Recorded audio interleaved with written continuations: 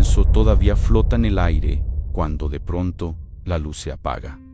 No es atardecer, es mediodía. En el templo, las sombras se estiran sobre la piedra y el murmullo baja a un susurro nervioso. Afuera, Jerusalén respira raro, como si algo enorme estuviera pasando sin permiso. ¿Te ha pasado que oraste y el cielo pareció quedarse mudo? Esa sensación de hablarle a alguien que no contesta. Hoy vamos a entrar en el día más oscuro del Evangelio para entender dos cosas: por qué el sol se apagó al mediodía y por qué una cortina del templo terminó rasgada. Y al final, una frase de Jesús que suena a derrota va a cobrar otro sentido. Lo que nadie esperaba en Jerusalén era que el sol se escondiera en plena fiesta. Era tiempo de Pascua.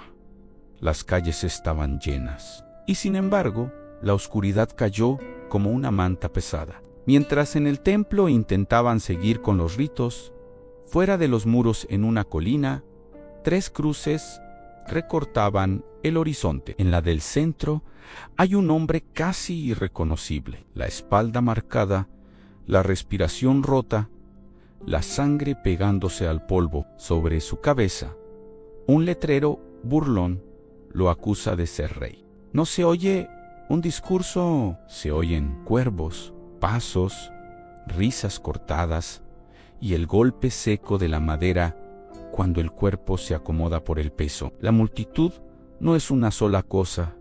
Hay quienes gritan por costumbre, quienes se tapan la cara, quienes miran para no pensar y quienes no pueden apartar los ojos. Unos se ríen y otros lloran, y muy cerca unas mujeres se sostienen entre sí. Más lejos, algunos amigos se esconden, como si la vergüenza también clavara, y la pregunta incómoda empieza a crecer: si este es Jesús, el que habló de amor y tocó enfermos, ¿por qué no hace nada ahora? ¿Por qué no se defiende? ¿Por qué no baja? La escena parece un final sin música, un final que nadie quiere, pero que igual ocurre. Unas horas antes, todo era distinto: un huerto, olor a tierra húmeda y hojas de olivo, y Jesús arrodillado en la noche. Los evangelios lo muestran pidiendo que, si era posible, el camino cambiara, no como actuación, sino como lucha real. Cerca de él, sus amigos vencidos por el sueño. Luego vino el beso que no se olvida, un saludo usado como señal. Antorchas, manos apuradas, cuerdas y empujones lo arrestan. Alguien saca una espada y Jesús lo detiene. Incluso dice que podría pedir ayuda del cielo, pero elige no hacerlo. Esa decisión pesa más que los clavos. Después, el amanecer encontró a Jesús entre acusaciones y preguntas torcidas. No hace falta exagerar. Los relatos muestran prisa, miedo, política y un sistema que no sabe qué hacer con alguien que no encaja. Entre un gobernador romano que mide riesgos y líderes religiosos que exigen, el resultado se vuelve inevitable. De regreso en la colina, los soldados hacen lo que saben hacer. Se reparten turnos, se aburren, se protegen del calor que ya no calienta. Incluso se juegan la ropa del condenado como si fuera un premio menor. Esa mezcla de rutina y crueldad es una de las cosas más difíciles de mirar. Y aún así, desde la cruz salen palabras, no muchas ni largas. En medio del dolor, Jesús no maldice, pide perdón para quienes lo hieren. No suena a truco narrativo, suena a un golpe al corazón cuando cualquiera pediría venganza. Él habla de misericordia. También hay un momento pequeño y humano. Se preocupa por su madre y la encomienda a un discípulo, como quien asegura un techo antes de irse. Eso no suena a alguien perdido en el delirio. Su mente está allí y su amor también. A su lado hay 2 condenados. Uno se une a las burlas, quizá para no sentir miedo. El otro reconoce que está frente a alguien distinto y pide ser recordado, y Jesús le responde con una promesa de compañía. En un lugar donde todo huele a muerte, esa promesa suena como una ventana abierta. Todos, de alguna manera, queremos eso, que alguien nos recuerde cuando sentimos que nos hundimos. No por fama, sino por no desaparecer. En esa conversación breve, la cruz deja de ser solo castigo y se vuelve un lugar donde todavía cabe la esperanza, incluso para quien no tiene nada que ofrecer. Entonces, ocurre lo extraño. El día se oscurece. Los evangelios lo dicen sin adornos, desde el mediodía hasta la tarde. Una oscuridad cubre la tierra. No sabemos cómo lo explicaron los que estaban allí, pero si lo que provocó la burla se apaga y el aire se enfría, como si la ciudad contuviera el aliento. ¿Era un aviso, un duelo, un juicio? El texto no lo detalla, solo deja ese hecho plantado como una señal imposible de ignorar. Y cuando la Biblia no explica, a veces la invitación es a escuchar lo que la escena grita sin palabras. En el templo, las lámparas se sienten de pronto necesarias. Imagina manos temblorosas encendiendo fuego a deshora, voces bajando el volumen, sacerdotes tratando de mantener el control. Allí, detrás de una enorme cortina, está el lugar más sagrado, el espacio que simboliza cercanía con Dios y al mismo tiempo distancia. Esa cortina no era decoración, era frontera. Recordaba que no cualquiera podía entrar, que había separación, que el acceso era limitado. El corazón humano entiende eso sin que se lo expliquen. Hay lugares donde uno no se siente digno de pasar, puertas que parecen reservadas para otros.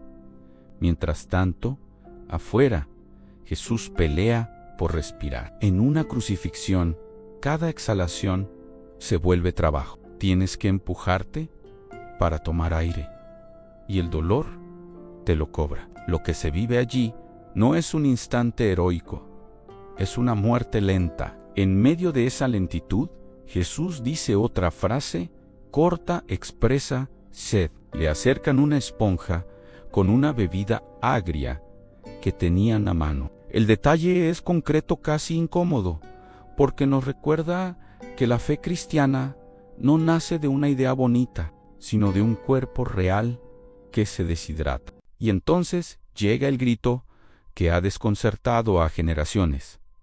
Jesús clama: Dios mío, ¿por qué me has abandonado? Algunos entienden mal y piensan que llama a Elías. Otros se quedan helados, porque si el Hijo habla así, ¿qué queda para los demás? Aquí se abre el primer misterio que casi siempre se pasa por alto. Esa frase no aparece de la nada.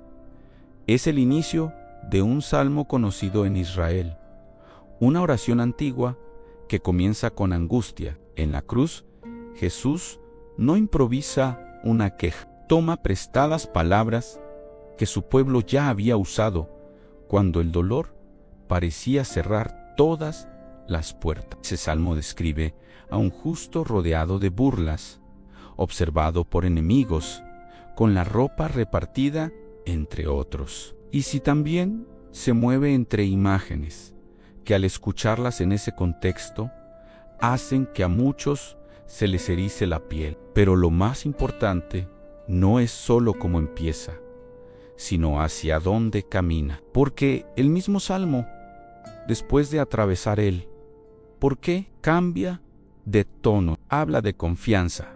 Recuerda que Dios escuchó antes y termina proclamando que el sufrimiento no tuvo la última palabra. Es como si Jesús, al citar la primera línea, estuviera sosteniendo en una sola frase todo el recorrido dolor real, pero no final. Tal vez por eso, el silencio de ese día no es vacío, sino tensión. No es ausencia, es el peso de una historia que se está completando. Hay momentos donde la fe no se siente como luz, sino como agarrarse a una línea conocida, cuando no tienes fuerzas para inventar otra. Si alguna vez dijiste, ¿dónde estás? No estás fuera del mapa bíblico, estás en él. La Biblia no esconde ese grito, lo pone en el centro, y lo curioso es que incluso ahí Jesús sigue hablando con Dios, no sobre Dios. Eso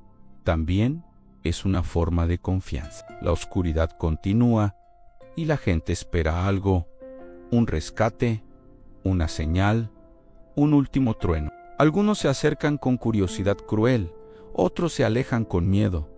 El tiempo se estira y cada minuto parece una pregunta. ¿Qué puede salir de un final así? Entonces, Jesús suelta sus últimas palabras. Los relatos no coinciden en cada detalle, pero sí en la idea. Él entrega su vida, no se la arrebatan como a cualquiera. Dice que todo ha quedado cumplido y se encomienda al Padre.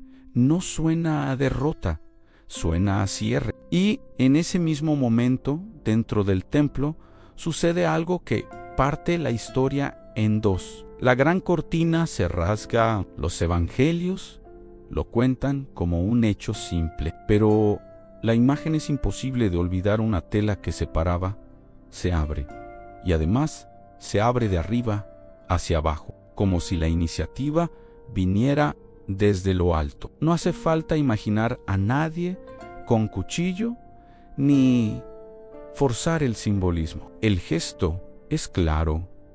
El lugar inaccesible deja de estar cerrado. La distancia, al menos en el lenguaje del templo, se rompe y el porqué de la cruz empieza a tener una respuesta silenciosa. También se habla de un temblor, de piedras que se parten, de un estremecimiento que atraviesa la ciudad. Algunos se dan cuenta de que presenciaron algo más que una ejecución. Un centurión, acostumbrado a morir gente, confiesa que ese hombre era justo, que había algo de Dios allí. La violencia se queda sin palabras. Si este momento te movió por dentro, te invito a dejar un like y suscribirte para más historias contadas así. Y dime en comentarios, ¿qué te impacta más? ¿El grito de abandono o la cortina rasgada? Después, el silencio se vuelve pesado cuando un cuerpo deja de luchar. El mundo no se vuelve tranquilo, se vuelve extraño. La oscuridad empieza a ceder, pero no devuelve la calma. Los que se burlaban ya no se ríen igual, y los que amaban no encuentran qué hacer con sus manos. José de Arimatea, un hombre respetado, pide el cuerpo, y eso no es menor a acercarse al poder. En ese momento podía costar caro. Nicodemo aparece con aromas y lo envuelven con cuidado, como quien se resiste a que la muerte tenga la última palabra. Luego lo colocan en un sepulcro cercano. Las mujeres miran desde cierta distancia, sin escena épica, solo memoria. Observan dónde lo dejan, porque piensan volver. Esa mirada silenciosa es un acto de amor, quedarse cuando otros se van. A veces la fe empieza ahí, no con discursos, sino con presencia. Luego llega el sábado. En la cultura judía, el día del reposo detiene todo. Para los discípulos, ese reposo es una tortura. No pueden trabajar, no pueden arreglar nada, no pueden hacer que el dolor pase, solo pueden esperar con la sensación de haber perdido. Ese día intermedio es más cercano a nuestra vida de lo que admitimos. Es el día en que la promesa parece no cumplirse y la explicación no llega. El día en que revisas el teléfono sabiendo que no habrá mensaje. El día en que te acuestas con preguntas y te levantas con las mismas.